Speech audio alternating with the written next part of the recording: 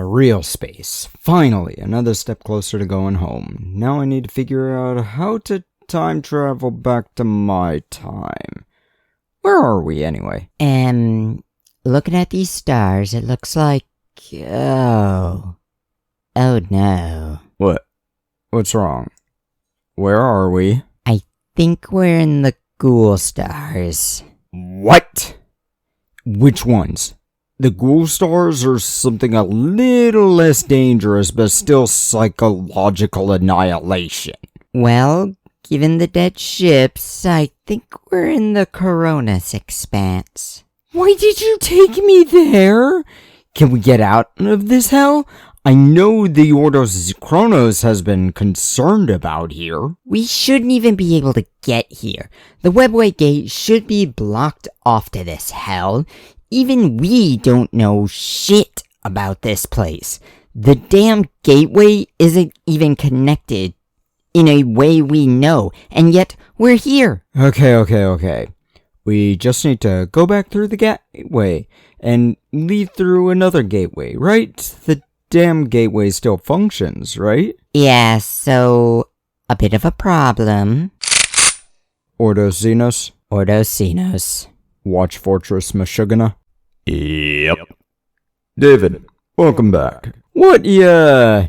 Is Dean Sealer still around? Yeah, but he's not showing up that often. I don't know what he does lately.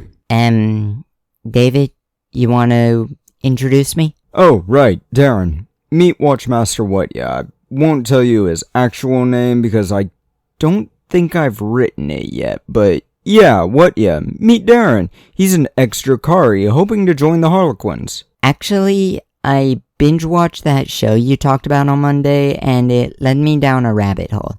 I think I may have converted like Gaius. Oh? God bless you. I'll have to drag you back into my timeline. Man, we've gone a while on this Wednesday video without actually talking about Warhammer. I should probably talk about something. You know, since I'm back, now's the perfect time, right? You know what? I think you're right. Another Death Watch video. Another motherfucking Death Watch video. So, my last, 3 videos about the Death Watch Index and Imperial Agents, but with this, we're only going to be talking about the changes for the rules and the units. But let's start out with something odd. The Combat Patrol is not labeled as Death Watch. It's still in the Imperial Agents rules, despite the fact that nothing in the Death Watch Combat Patrol is usable in an Imperial Agents army. Not only that, but it follows Space Marine Army rules, which the Imperial Agents can't utilize. This is an odd choice, but the Combat Patrol isn't horrible. It's not worth really talking about, but keep in mind if you look for the Combat Patrol, it's in the Imperial Agents Codex listings.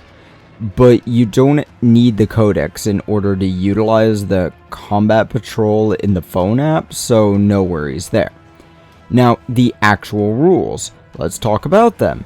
The Army rule, in addition to Oath of Moments, which we'll need to talk about, is kill teams. This is almost exactly the same as it was, but with more concise rulings.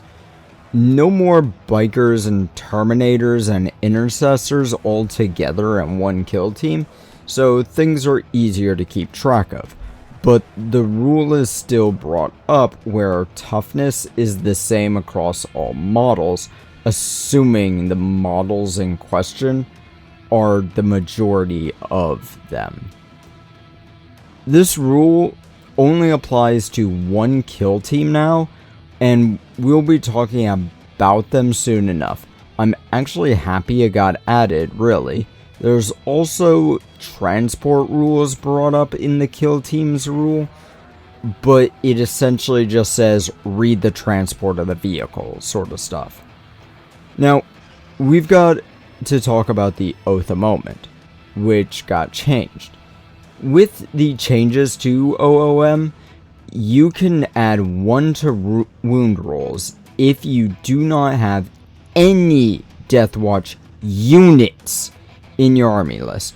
So given most units in Deathwatch have 2 versions of them, you can easily jank this up by making sure you don't have anything with the Kill Team or Deathwatch keywords. And you can still use the detachment though, which is a lot better than it was.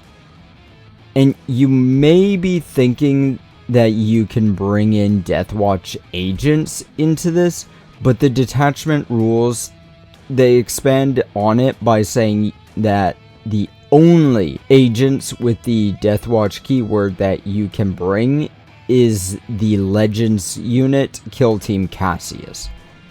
The detachment also expands on the list of things you can't bring from Space Marines too.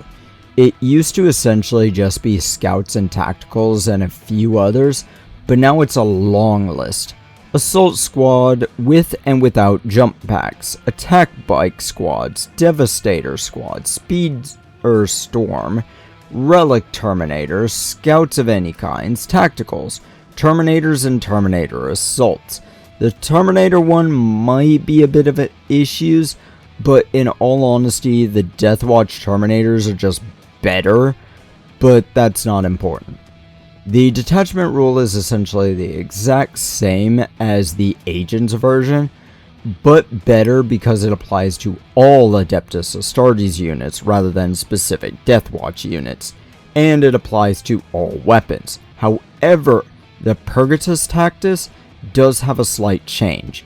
The precision only applies if there's a critical hit scored, which is weird given the wording, but whatever. Thief of Secrets applies to strength, damage, and AP and boosts if you take out models, so it strengthens itself, but it changes the wording so the boosts don't keep stacking. Too bad.